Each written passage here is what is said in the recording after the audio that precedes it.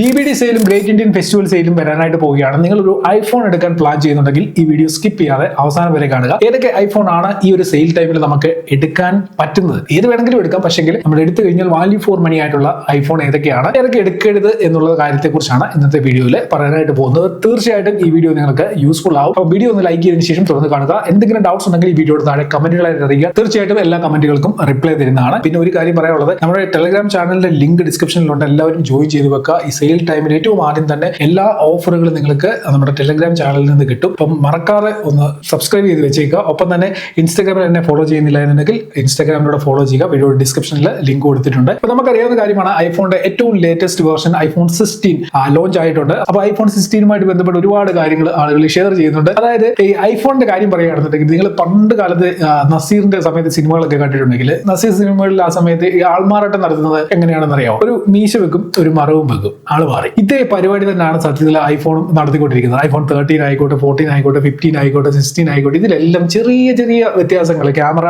രണ്ടെണ്ണം ആണെന്നുണ്ടെങ്കിൽ അടുത്ത സീരീസിൽ വരുമ്പോൾ അത് 3 ആക്കും. ക്യാമറയുടെ പൊസിഷൻ ഒന്ന് ചേഞ്ച് ചെയ്യും, ചെറിയ ചെറിയ മാറ്റങ്ങളൊക്കെ കൊടുക്കും. ഇത്രയും കാര്യങ്ങളേ ഉള്ളൂ. അല്ലാതെ ഒരു രീതിയിലുള്ള അപ്ഗ്രേഡും, അതായത് നമ്മൾ ഐഫോൺ 15 വിട്ടിട്ട് ഐഫോൺ 16 പോകണമെന്നുണ്ടെങ്കിൽ അതിന് ഒരു രീതിയിലുള്ള അപ്ഗ്രേഡും ഐഫോണിന്റെ സൈഡിൽ നിന്ന് ഉണ്ടാകുന്നില്ല, ആപ്പിളിന്റെ സൈഡിൽ നിന്ന് ഉണ്ടാകുന്നില്ല. പക്ഷെങ്കിൽ ആളുകൾ ഇപ്പോഴും ഐഫോൺ 15 Pro Max ഉപയോഗിക്കുന്നവർ അത് കൊടുത്തിട്ട് ഐഫോൺ 16 Pro Max മേടിക്കുന്നുണ്ട്. അതിന്റെ കാരണം എന്താണെന്ന് നിങ്ങൾ ചിന്തിച്ചിട്ടുണ്ടോ? അതൊന്ന് പറയാം. അതിനുശേഷം നമുക്ക് നമ്മുടെ മെയിൻ ടോപ്പിക്കിലേക്ക് കടക്കാം. ഞാൻ മനസ്സിലാക്കിയെടുത്തോളം ആപ്പിളിന്റെ എക്കോസിസ്റ്റത്തിനുള്ള ഒരു പ്രശ്നമാണ് അഡിഷൻ എന്ന് പറയുന്നത്. അതായത് ഇപ്പം കഞ്ചാവ് വലിക്കുന്നവർ അല്ലെങ്കിൽ ബ്രൗൺ ഷുഗർ എടുക്കുന്നവർ, ഇങ്ങനെ മയക്കുമരുന്നൊക്കെ എടുക്കുന്നവർ ഒരു പ്രാവശ്യം ഇത് എടുത്തു കഴിഞ്ഞാൽ അവർ വീണ്ടും വീണ്ടും ഇതെടുക്കും. വീണ്ടും വീണ്ടും അവർക്ക് അതിനുള്ള ഒരു ടെൻഡൻസിയാണ്. പിന്നീട് അവർ അതിന്റെ അഡിക്റ്റ് ആയിട്ട് മാറും. അപ്പം ഈ കയ്യിൽ പൈസ ഉണ്ടെങ്കിലും ഇല്ലെങ്കിലും അവർക്ക് ഈ സാധനങ്ങൾ വേണം, ഈ മയക്കുമരുന്ന് വേണം. അപ്പൊ അതിനുവേണ്ടി അവർ എന്ത് രീതിയിലുള്ള പരിപാടിയും ചെയ്യാൻ തയ്യാറാണ്.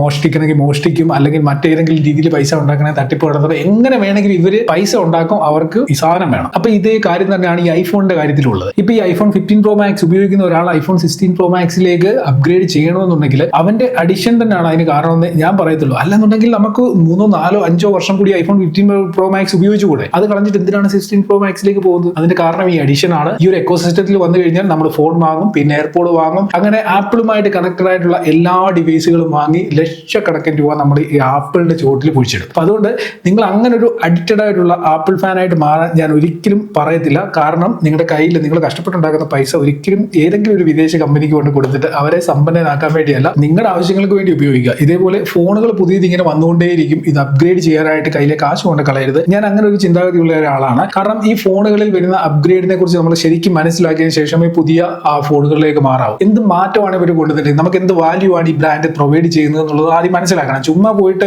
പുതിയ വേർഷൻ ആണ്, പുതിയ മോഡലാണെന്ന് പറഞ്ഞ് പോയിട്ട് ഫോൺ എടുക്കാതെ ഇരിക്കുന്നതായിരിക്കും ഏറ്റവും നല്ലത്. ഓക്കെ, ഇനി നമുക്ക് നമ്മുടെ വിഷയത്തിലേക്ക് കിടക്കാം. ഈ പറഞ്ഞ കാര്യങ്ങൾ ഒരു ആപ്പിൾ ഫാൻ ആയിട്ടുള്ള അല്ലെങ്കിൽ ഒരു ഐഫോൺ ലവർ ആയിട്ടുള്ള ഒരാൾക്ക് തീർച്ചയായിട്ടും ഇഷ്ടപ്പെടുന്ന ഒരു കാര്യമായിരിക്കും എന്ന് എനിക്ക് തോന്നുന്നില്ല. അപ്പൊ എല്ലാവരും ഈ പറഞ്ഞ കാര്യങ്ങളൊന്ന് മനസ്സിൽ വെച്ചേക്കുക. അതിനോടൊപ്പം തന്നെ ഈ വീഡിയോ നിങ്ങളുടെ സുഹൃത്തുക്കൾക്ക് വേണ്ടി ഷെയർ കൂടി ചെയ്ത് കൊടുത്തേക്കും. അപ്പൊ നമ്മൾ ആദ്യം നോക്കാൻ പോകുന്നത് ഐഫോൺ 13 എന്ന് പറയുന്ന മോഡലാണ്. 2021, 2022, 23, 24 ഏറ്റവും കൂടുതൽ ആവശ്യക്കാരുള്ള ഒരു ഫോണാണ് ഐഫോൺ 13 എന്ന് പറയുന്നത്. ഐഫോൺ 13 എനിക്ക് തോന്നുന്നു ഓൾറെഡി ആപ്പിൾ ഡിസ്കണ്ടിന്യൂ ചെയ്തു. പക്ഷേ ഇപ്പോഴും ഐഫോൺ 13 ഭയങ്കര വാല്യൂ ആണ്. ആളുകൾക്കെല്ലാം ഐഫോൺ 13 ആണ് വേണ്ടത്. കഴിഞ്ഞ ബിഗ് ബില്യൺ ഡേ സെയിലൊക്കെ ഐഫോൺ 13 വാങ്ങാനായിട്ട് ഭയങ്കര ഇടിയായിരുന്നു. കാരണം കുറച്ചൊരു ഡിസ്കൗണ്ട് വരികയാണെങ്കിൽ ഐഫോൺ 13 എടുക്കണം. ഐഫോൺ 13 ആ ഒരു പ്രൈസ് റേഞ്ചിൽ മറ്റൊരു ഫോണും ഇല്ല എന്നുള്ള രീതിയിലാണ് ആളുകൾ ഈ ഐഫോൺ 13 പുറകെ പരക്കം പാഞ്ഞുകൊണ്ടിരുന്നത്. പക്ഷേ ഈ ഒരു സെയിൽ ടൈമിൽ ഒരുപക്ഷെ അത് കുറയാനുള്ള സാധ്യതയുണ്ട്. കാരണം ഐഫോൺ 14 വില കുറഞ്ഞിട്ടുണ്ട്, ഐഫോൺ 14 പ്ലസിനും വില കുറയും. അതുകൊണ്ട് ഐഫോൺ 13 ഒരു ഡിമാൻഡ് ഈ വർഷം ചിലപ്പം കുറയാനായിട്ടുള്ള സാധ്യതയുണ്ട്. അപ്പൊ ഈ ഐഫോൺ 13 ഈ ഒരു ടൈമിൽ എടുക്കുന്നത് വാല്യൂ ഫോർ മണി ആയിരിക്കുമെന്ന് നിങ്ങൾ ചിന്തിക്കുന്നുണ്ടെങ്കിൽ,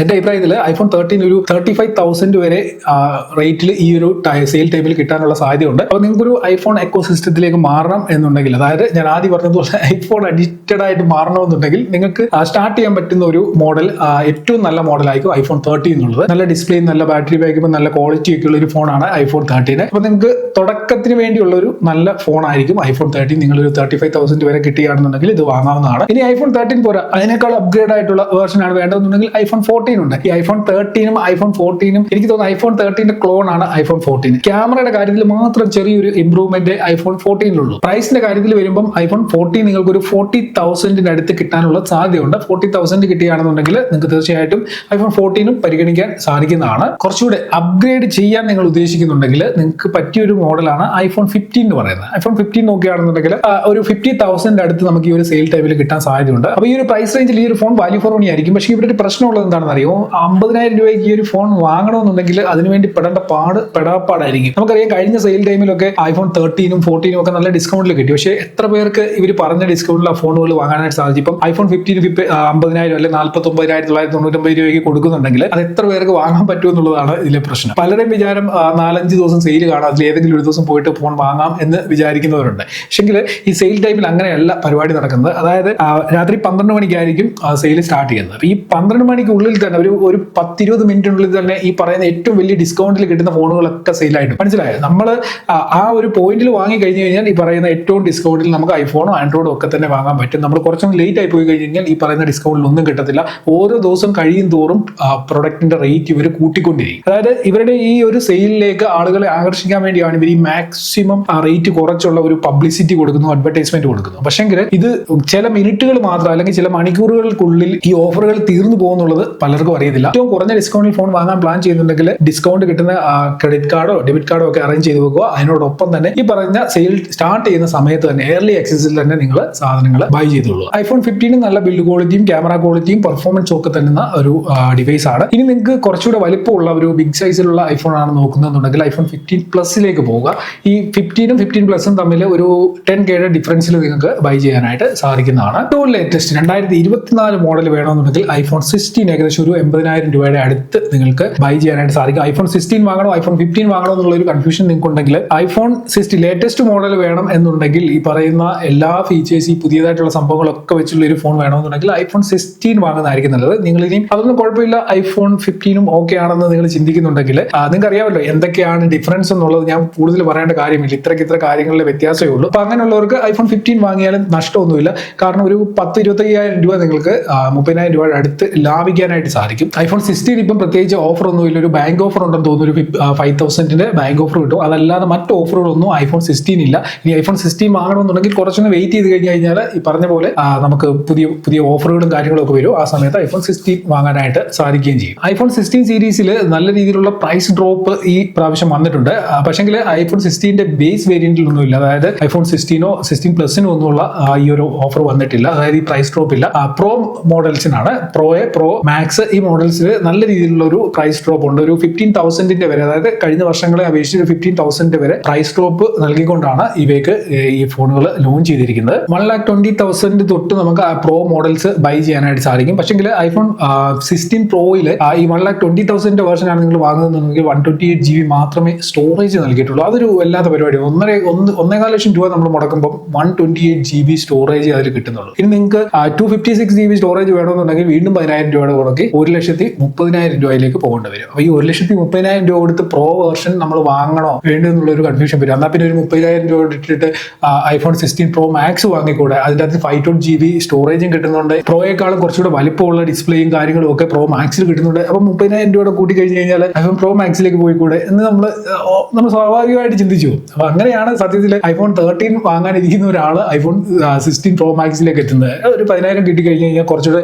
ഫീച്ചേഴ്സ് കിട്ടും, കുറച്ചുകൂടെ ലേറ്റസ്റ്റ് ആയിട്ടുള്ള കിട്ടും. എന്നാൽ പിന്നെ ഒരു 30,000 കൂട്ടി കഴിഞ്ഞ് കഴിഞ്ഞാൽ അതിനേക്കാളും നല്ലത് കിട്ടത്തില്ല എന്ന് ചിന്തിച്ച് 1,00,000 ഫോൺ വാങ്ങായിരുന്നവൻ 1,50,000 60,000 എത്തിപ്പെടും. ഇനിയും ഐഫോണിന്റെ വാങ്ങാൻ പാടില്ലാത്തൊരു സീരീസ് എന്ന് പറഞ്ഞു കഴിഞ്ഞാൽ ഐഫോണിന്റെ SE സീരീസ് 3rd ജനറേഷൻ നിങ്ങൾ വാങ്ങാൻ പ്ലാൻ ചെയ്യുന്നുണ്ടെങ്കിൽ ഒഴിവായിക്കൊള്ളുക. കാരണം SE 4th ജനറേഷൻ അധികം താമസിക്കാതെ ലോഞ്ച് ചെയ്യും. അപ്പോൾ ആ സമയത്ത് വേണമെന്നുണ്ടെങ്കിൽ ഈ SE സീരീസിലുള്ള ഫോണുകൾ നിങ്ങൾക്ക് നോക്കാം. ഈ 3rd ജനറേഷൻ്റെ ഒരു പ്രശ്നം എന്ന് പറഞ്ഞാൽ ഓവർ ഹീറ്റ് ആകുന്ന ഒരു പ്രശ്നമുണ്ട്, ബാറ്ററി പെട്ടെന്ന് ഡ്രെയിൻ ആകുന്ന ഒരു പ്രശ്നം, അങ്ങനെയൊക്കെയുള്ള കുറെ ഇഷ്യൂസ് ഉണ്ട്. പക്ഷേ പെർഫോമൻസും കാര്യങ്ങളും ഓക്കെയാണ് SE സീരീസിലും. എനിക്ക് തോന്നുന്നു iPhone 13 ആ ഒരു ചിപ്സെറ്റ് തന്നെയാണ് iPhone SE സീരീസിൽ യൂസ് ചെയ്തിരിക്കുന്നത് 3rd ജനറേഷൻ. എന്നിട്ടും ഈ പറയുന്ന ഹീറ്റിംഗ് ഇഷ്യൂസും കാര്യങ്ങളും ഒക്കെ ഉണ്ട്. പിന്നെ ബെസൽസ് ഭയങ്കര കൂടുതലാണ് SE സീരീസിലെ ഫോണുകൾക്ക്. അപ്പോൾ ഇനി 4th ജനറേഷൻ വരുമ്പം ഏത് രീതിയിലുള്ള മാറ്റമാണ് വരാൻ പോകുന്നത് എന്നുള്ളത് അത് നമുക്ക് ലോഞ്ച് ചെയ്തെങ്കിൽ മാത്രമേ അറിയാനായിട്ട് സാധിക്കത്തുള്ളൂ. എന്തായാലും ഇന്നത്തെ വീഡിയോയിൽ ഇത്രയും കാര്യങ്ങളേ ഉള്ളൂ. ഐഫോൺ എടുക്കുന്നതിന് മുമ്പ് കുറെ ആലോചിച്ചതിന് ശേഷം എടുക്കുക. ഈ വേറൊരു കാര്യം കൂടെ പറയാനുണ്ട്. ഇപ്പം iPhone 13 എടുക്കുകയാണെന്നുണ്ടെങ്കിൽ ഒരു 30,000 രൂപയ്ക്ക് കിട്ടും. പക്ഷേ 3 വർഷം